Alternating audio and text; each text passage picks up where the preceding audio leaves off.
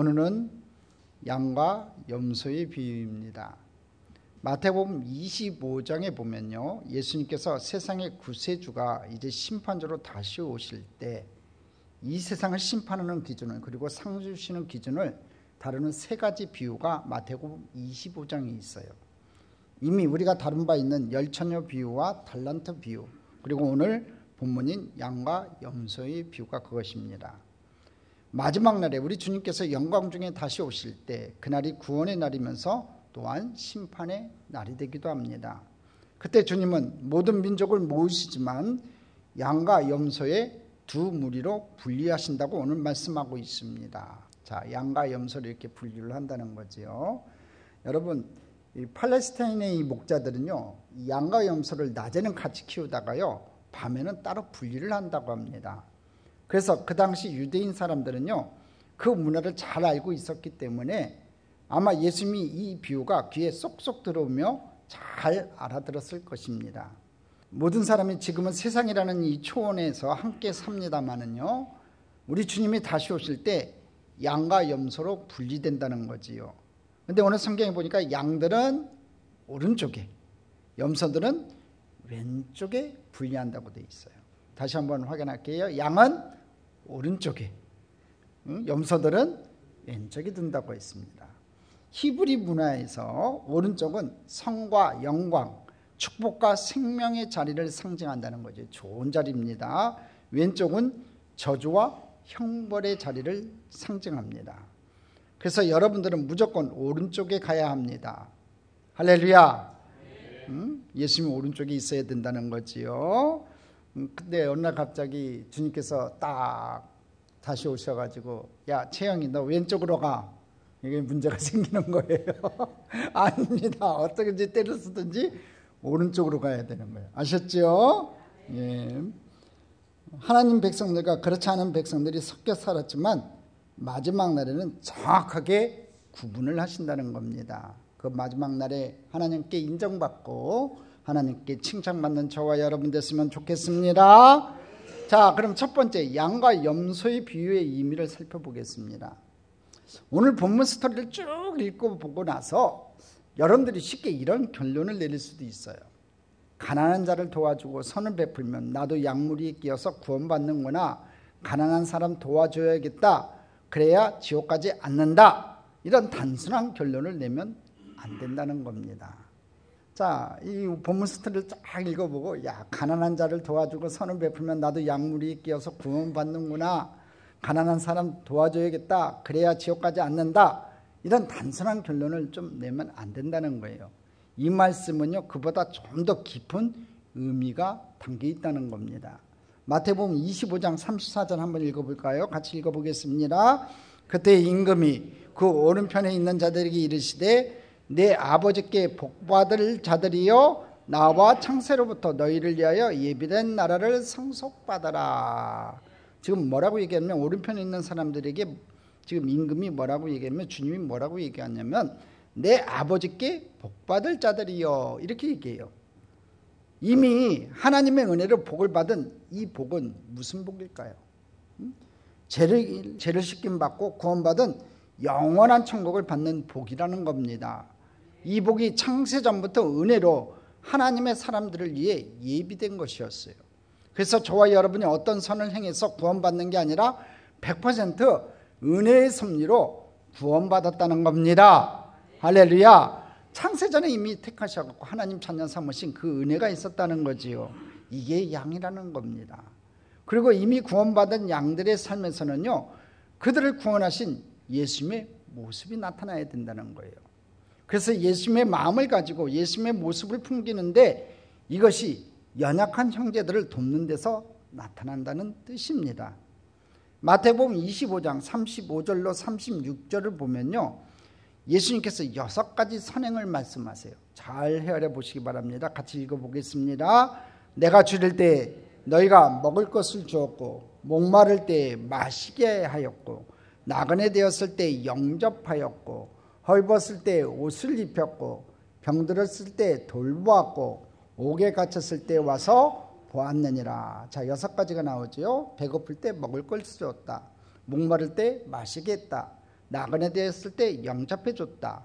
헐벗었을 때 옷을 입혔다. 병들었을 때 돌봐줬다. 옥에 갇혔을 때 보살펴 준 것입니다. 자, 이 내용을 보니까 우리 주님이 말씀하시는 이 형제 사랑은 이 추상적인 개념이 아니라 아주 구체적이고 실질적인 도움이라는 것을 우리가 알 수가 있어요. 자, 마태복음 20장 40절을 보면요, 이 40절이 굉장히 중요합니다. 한번 읽어보겠습니다. 임금이 대답하여 이르시되 내가 진실로 진실로 너희에게 이르노니 너희가 여기 내 형제 중에 지극히 작은 자 하나에게 한 것이 곧 내게 한 것이니라 하시고, 작은 자 하나에게 한 것이 곧 내게 한 것이니라. 내 형제 중 지극히 작은 자 하나에게 한 것이 곧 내게 한 것이니라. 예수님은 모든 세상 사람들을 다 형제라고 하지 않습니다. 하나님의 은혜로 구원받은 하나님의 자녀들을, 크리스찬들을 가리켜서 형제라고 말씀하시는 거예요. 그 형제 중에서 지극히 작은 자란 여러분 가난하고 병들고 외로운 사람들을 말하는 겁니다.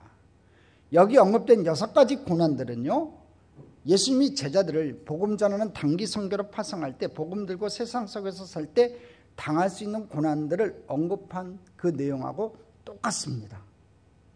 그리고 고린도후서에 사도 바울이 복음 전하면서 겪었던 고난과 놀랍도록 일치합니다. 자, 이 말이 무슨 말일까요, 여러분? 그렇다면 기독교를 핍박하는 그 당시에 크리스찬으로 살면서 이런 고난을 겪기 때문에 세상 사람들보다 크리스찬은 훨씬 더 가난과 굶주림과 감옥 생활에 노출될 확률이 높다는 것을 지금 말하고 있는 겁니다. 그러면 그런 크리스찬들을 과연 누가 도와줘야 되느냐, 이 얘기지요. 여러분, 정부가 도와주지 않습니다.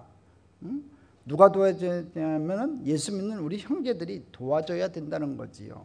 그래서 주님께서는 우선적으로 성도들이 성도들을 도와야 된다고 지금 말씀하고 있는 겁니다. 갈라디아서 6장 10절 한번 볼까요? 같이 읽겠습니다. 그러므로 우리는 기회 있는 대로 모든 이에게 착한 일을 하되 더욱 믿음의 가정들에게 할지니라. 보십시오. 기회 있는 대로 모든 사람에게 착한 일을 하되 더욱 믿음의 가정들에게 그렇게 하라고 얘기합니다. 믿음의 형제들에게 더욱 은혜를 베풀라는 거지요. 모든 사람을 돕기는 도와야 하지만 특히 믿음의 형제 자매들에게 더욱 도와주라는 거지요.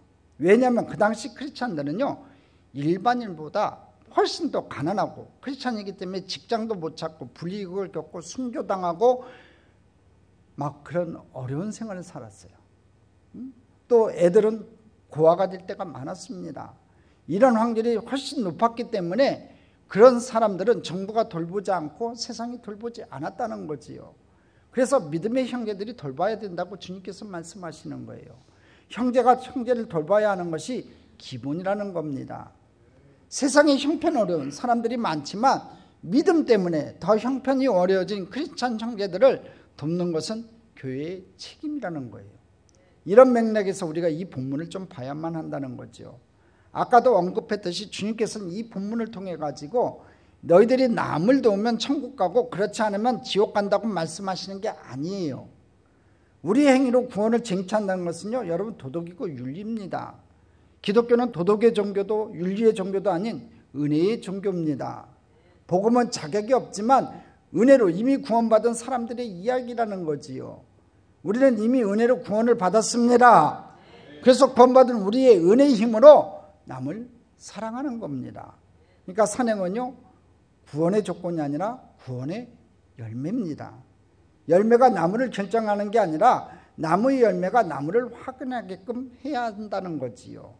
이미 우리가 하나님의 자녀로 태어났기 때문에 우리는 헐벗은 형제를 보면 하늘 아버지 마음으로 보게 되어 있다는 겁니다. 그러니까 도울 수밖에 없다는 거지요. 많은 사람들이 믿음이 있다고 하지만 우리 주님이 보시는 진짜 믿음은요, 행함이 있는 믿음이라는 겁니다. 야고보서 2장 14절 한번 확인해 보겠습니다. 같이 읽겠습니다. 내 형제들아, 만일 사람이 믿음이 있노라고 행함이 없으면 무슨 유익이 있으리요? 그 믿음이 능히 자기를 구원하겠느냐. 자기가 믿음 좋다고 하는 분들 많지요. 그러나 행함이 없는 믿음은 진짜 믿음이 아니라고 오늘 야고보서는 얘기하고 있습니다. 야고보는 행함이 없는 믿음의 대표적인 예로서 형제 자매의 고통을 외면하는 이중성을 말하고 있어요. 야고보서 2장 15절로 16절 확인하겠습니다. 만일 형제나 자매가 헐벗고 일용할 양식이 없는데 너희 중에 누구든지 그에게 이르되 평안히 가라, 덥게 하라, 배부르게 하라 하며 그 몸에 쓸 것을 주지 아니하면 무슨 유익이 있으리요. 이 잘 읽어봐야 돼요. 만일 형제나 자매가 헐벗고 일용할 양식이 없어요. 근데 너희 중에 누구든지 그에게 이르되 편안히 가라, 덥게 하라, 배부르게 하라, 그 몸에 쓸 것을 주지 않으면 무슨 유익이 있으리요. 이게 실제 그 당시 초대교회에서 일어났던 상황이라는 겁니다. 여러분, 이스라엘은요, 밤에는 온도가 뚝 떨어져요. 낮에는 한 40도 50도 올라갔다가 밤에는 한 영상 정도로 뚝 떨어집니다. 그러니까 굉장히 추운 겁니다. 그 당시 가난한 사람들은요, 긴 망토 같은 겉옷을 담요처럼 덮고 잡니다. 자, 보십시오. 속옷에다가 이 세 번째가 이제 겉옷이에요. 겉옷 같은 것을 이렇게 걸치고 다니는 게 저 복장의 저 일반적인 모습입니다. 아주 간편하지요. 뭐 색깔도 뭐 채색 옷보다는 저렇게 아주 단순한 색깔 옷을 입고서 이렇게 겉옷을 입고 살았어요. 근데 이 저 겉옷이 이게 담요이면서 겉옷 겸용이라는 겁니다. 그런데 헐벗었다는 건요, 그것도 없다는 거예요. 저 겉옷조차도 없었다는 거지요. 그러니까 얼마나 춥겠냐 이거지요. 일용할 양식, 그날 하루 벌어 하루 먹고 사는 일용 노동자들의 삶보다 더 비참한 그날 먹을 것도 없던 그런 사람들이 교회에 와서 형제자매로 내 옆에 앉아 있었다는 거죠. 초대교회예요. 여러분 보면 티가 나겠어요? 안 나겠어요? 응? 밤새도록 잠도 못 잤지요. 응? 밤에 제대로 옷도 없어서 덜덜 떠는 사람, 밥을 제대로 못 먹어서 얼굴이 휑하니 들어갔는데 보면 티가 났는데, 이런 분들을 향해서 갓블레스 갓블레스 이런 좋은 말은 실컷 하고 나서 그 사람 바라보면서 이렇게 얘기하는 거예요. 야, 밥 좀 먹지 그랬어. 가서 잠 좀 자지 그랬어. 그냥 가슴에 대못을 박는 거지요. 먹을 밥이 어디 있어요. 잠을 어떻게 자요. 덜덜덜 떨어서 추워서 제대로 잠도 못 잔 사람한테 밥 좀 먹지 그랬냐, 가서 잠 좀 자지 그랬냐 그러면요, 큰 상처가 되는 거지요. 이불이 없어 잠을 못 이루고 먹을 게 없어가지고 밥을 못 먹었는데 밥 좀 먹어라, 그게 뭐냐, 좀 편안하게 살아라, 이렇게 말하고 가면요, 그게 얼마나 위선자냐고 본문은 지금 말하고 있는 거예요. 야고보서는요. 실제로 조금도 안 도와주면서 영적인 거룩한 언어만 말하고 있는 신앙을 그 당시도 질책하고 있었다는 거지요. 야고보서 2장 10절을 한번 보겠습니다. 이와 같이 행함이 없는 믿음은 그 자체가 죽은 것이라.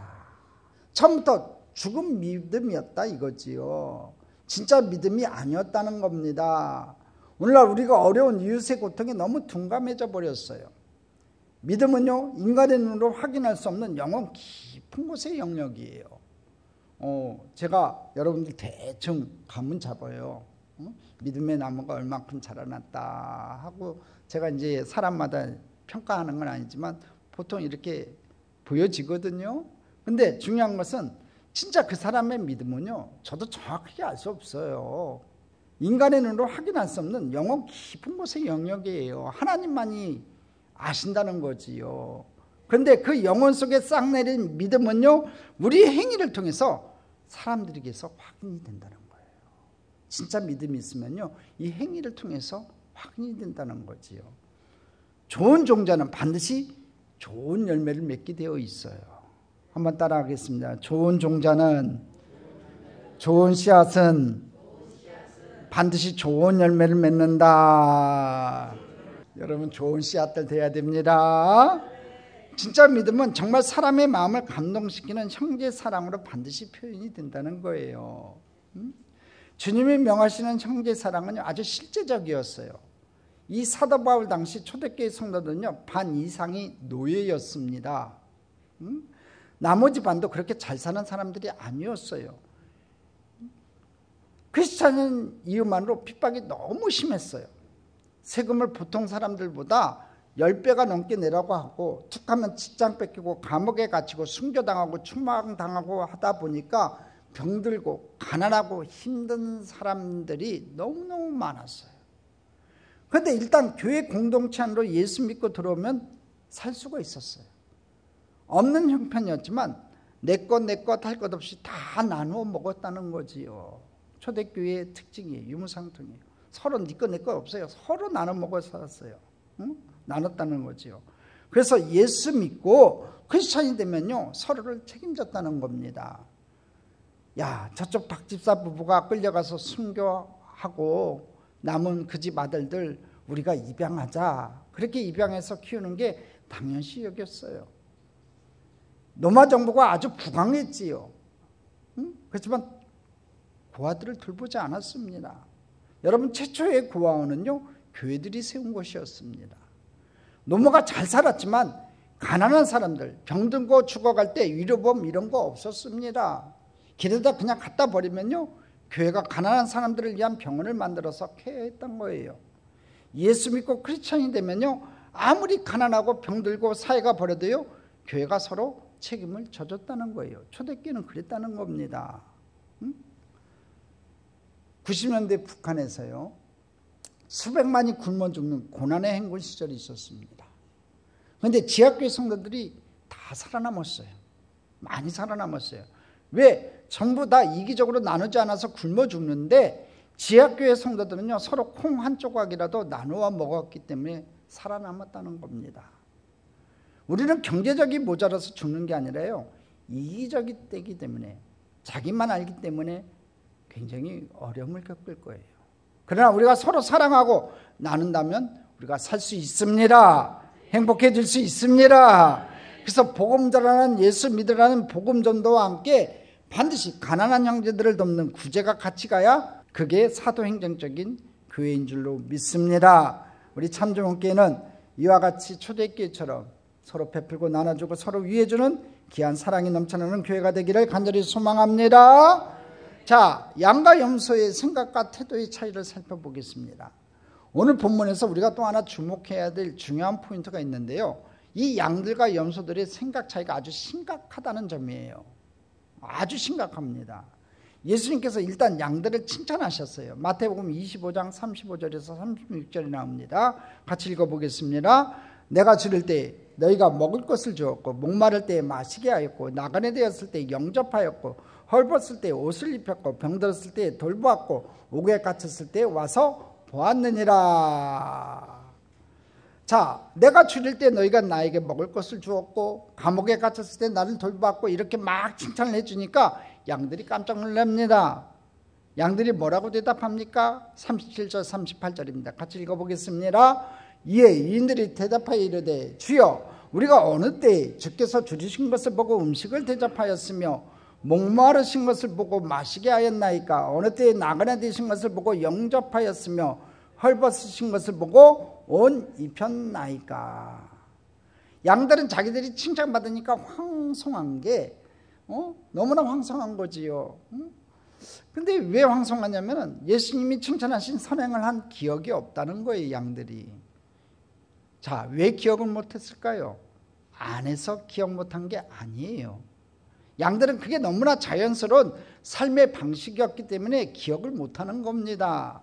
양들은 어떤 행위로 하나님 앞에 인정받은 게 아니라 이미 은혜로 구원받은 사람이기 때문에 성령의 은혜가 그 안에 가득했어요. 여러분처럼요. 아멘도 안 합니다. 착한 양들은 성령의 은혜가 가득 찬 사람들입니다.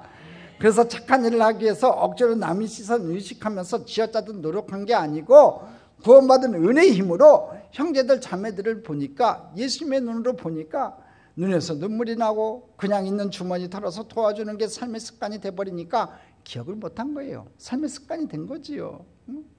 여러분, 원래 공부 잘하는 이 아이들은요 언제 공부했는지도 기억도 없어요.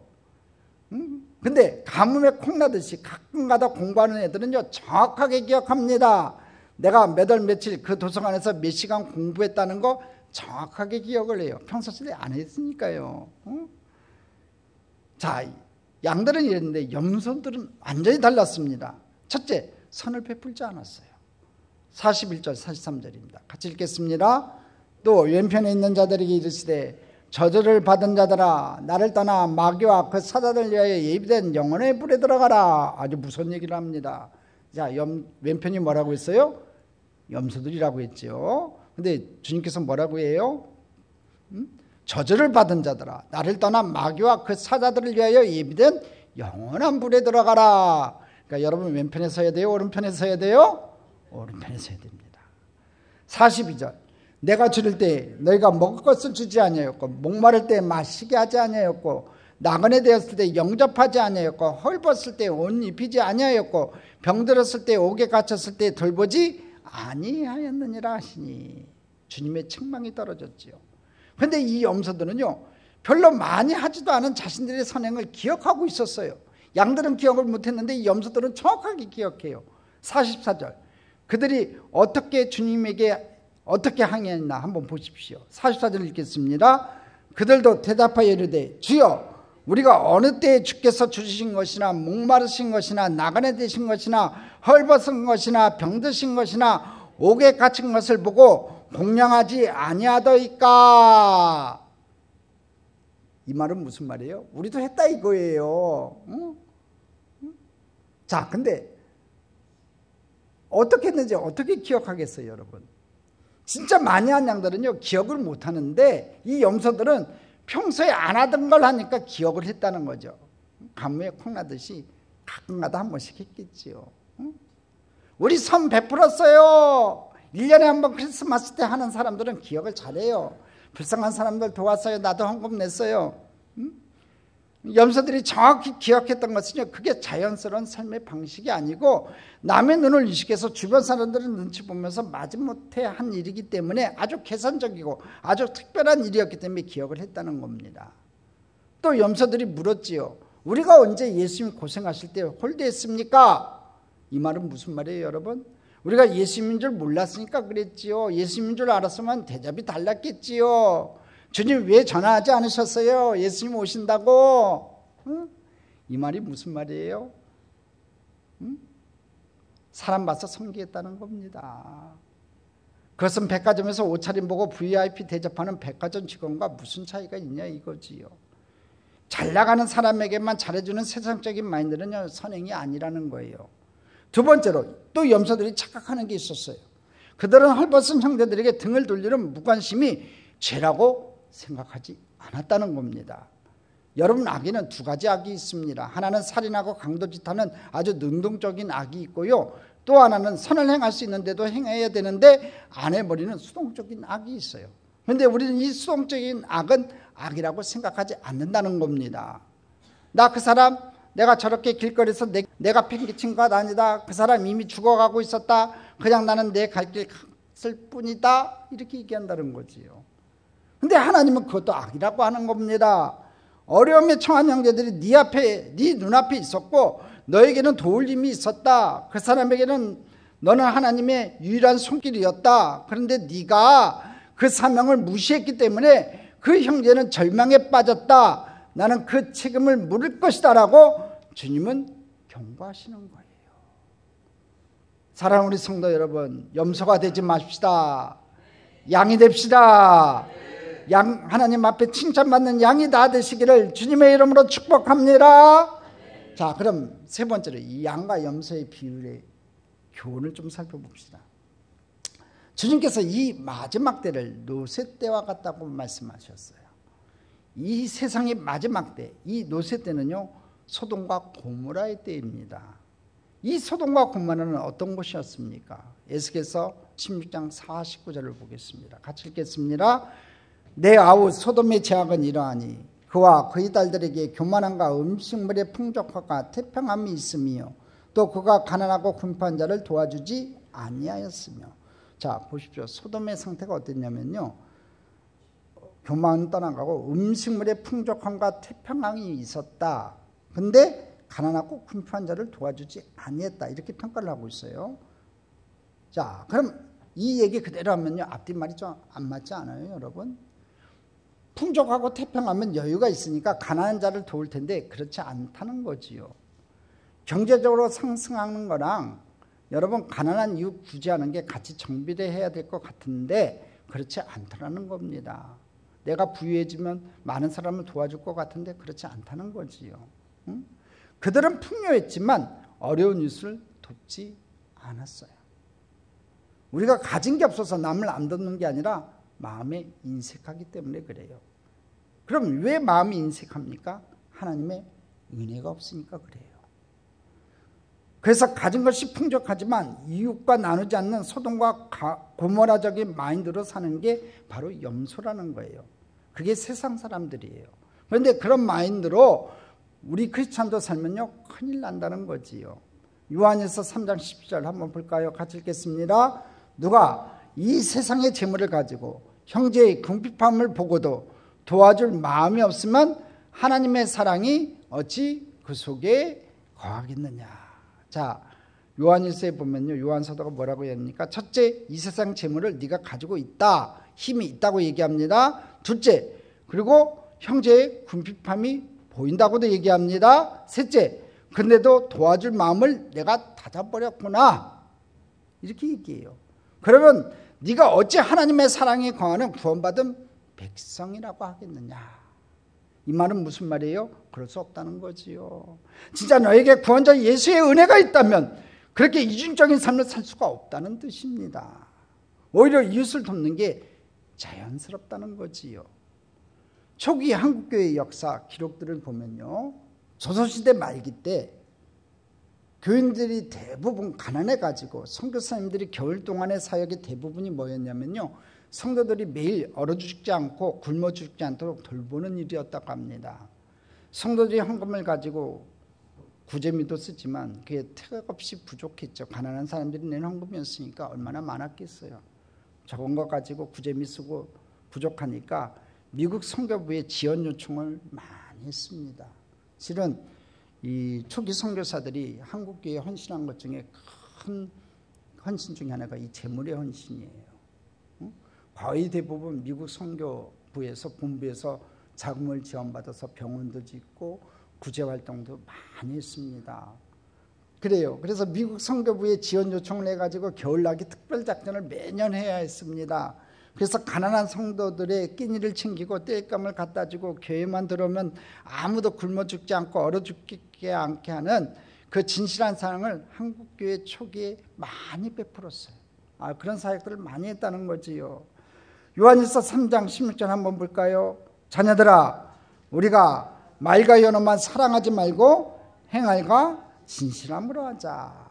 행함과 진실함의 사랑. 우리가 말로 사랑 많이 하잖아요. 형제님 사랑합니다, 축복합니다. 그 말도 해야 되지만 진짜 행함이 있어야 한다는 거지요. 옛말에 인심은 곡간에서 나온다는 말이 있어요. 근데 저는 아니라고 생각합니다. 그걸 논리대로 하면요, 우리가 잘 살게 되면 형편이 좋은 사람들은 그만큼 남을 많이 돕는다는 결과가 나와야 하는데 그렇지 않더라고요. 저는요, 인심은 곡간에서 나오는 게 아니라 은혜 받은 심령에서 나온다고 말하고 싶습니다. 할렐루야. 그래요. 은혜 받은 심령에서 여러분 인심이 나오는 것 같아요. 하나님께서 광야에 5,000명 배고픈 사람들을 보면서 아리마대 요셉 같은 그 당시 재벌의 등을 쳐가지고 야, 네가 한 10억만 내라, 그래가지고 모든 사람에게 도시락을 풀지 않았어요. 차라리 주님께서는 그 이름 모를 가난한 소년의 불품없는 오병이어의 도시락을 잡으셔서 그것으로 5,000명을 먹이시는 기적을 보여주셨어요. 양쪽 다 할 수 있었지만 왜 주님께서는 후자를 선택하셨을까요? 주님은 은혜 받은 양들의 헌신을 쓰시지 은혜 받지 않고 부유하기만 한 염소들의 헌신을 쓰시는 게 아니라는 거예요. 어차피 하나님이 하셔야 하는데 그 기적의 불쏘시개는 재벌의 돈이 아니라 은혜 받은 한 성도의 헌신이라는 거지요. 초대교회 당시 교인들은 왜 부자 노마 정부가 안 도와주지?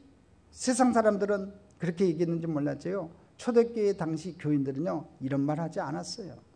하나님을 믿는 우리가, 구원받은 우리가 바로 눈앞에 있는 가난한 형제에게 뭔가를 하지 않고 남이 탓만 하고 있어서는 안 된다는 거지요. 하나님은 교회를 통해서, 우리 사랑을 통해서 역사하신다는 거지요. 그래요, 여러분들. 우리 이용희 장로님이 얘기하신 것처럼, 기도하신 것처럼 우리가 사랑의 마음을 가지고 좀 더 어렵고 힘든 사람들을 도와주는 그 사랑의 불쏘시개가 되어서 이 참좋은교회가 하나님 앞에 크게 쓰임받는 진짜로 사랑의 교회, 진짜로 구제의 교회가 되는 귀한 역사가 있었으면 좋겠습니다. 근데요, 기독교 역사를 한번 보면요, 이 가난한 분들과 성령의 역사 사이에 신비한 함수관계가 있어요. 물론 복음은 가난한 자, 부유한 자 차별하지 않아요. 그런데 희한하게 가난한 사람들을 통해서 더 불같이 퍼져나간다는 거예요. 마태복음 5장 3절 한번 보겠습니다. 같이 읽겠습니다. 심령이 가난한 자는 복이 있나니 천국이 그들의 것이며. 심령이 가난한 자는요, 영적으로 겸손하고 목마른 건데 언제 그렇게 돼요, 여러분? 물질적으로 가난할 때 그렇게 된다는 겁니다. 우리 자신을 한번 보세요. 우리 세대, 못 살던 세대, 이제는 세계 OECD 경제대국 10위로 전파한 잘생기게 된 세대에 우리가 살고 있어요. 근데 여러분 인생에서 가장 많이 기도하던 때가 언제였어요, 여러분? 돈 많을 때인가요? 돈 없던 때인가요? 없었을 때 더 기도 많이 하지 않았냐 이거지요. 여러분이 가장 하나님 앞에 겸손하게 말씀 믿고 매달린 때가 언제였어요, 여러분? 가난하던 때였다는 거지요. 여러분, 한국교회 전선 같은 붕괴의 역사는 전부 우리나라가 가난할 때 쓰여졌어요. 여의도 순복음교회도 그렇게 시작됐어요. 50년대 중반에 한국전쟁의 상원이 채 가시지 않았을 때 그 불광동 쪽방촌에다가 천막 하나 쳐놓고 시작한 게 바로 여의도 순복음교회였어요. 가난한 자, 병든 자, 외로운 자들이 모였을 때 성령의 뜨거운 역사가 일어났다는 거지요. 여러분, 신약성경의 고린도 교회도 그랬습니다. 신약성경 목회 선신 중에서 성령의 연사가 가장 많이 언급되는 게 고린도 교회입니다. 왜 고린도 교회에 그런 기록이 되어 있을까요? 여러분, 그만큼 성령의 충만한 교회였다는 거예요. 방언이 언급된 것도 고린도 교회였습니다. 그리고 형제 사랑이 가장 많이 언급된 고린도전서 13장이 기록된 것도 고린도 교회입니다, 여러분. 왜 그랬냐? 가난하고 병든 자들이 많았거든요. 그러면서도 회당장 계급의 상류층과 가난한 자들이 함께 어울려서 서로 사랑했기 때문에 그래요. 성령의 역사가 아주 강력하게 일어난 교회가 고린도 교회였습니다. 문제도 많았지요.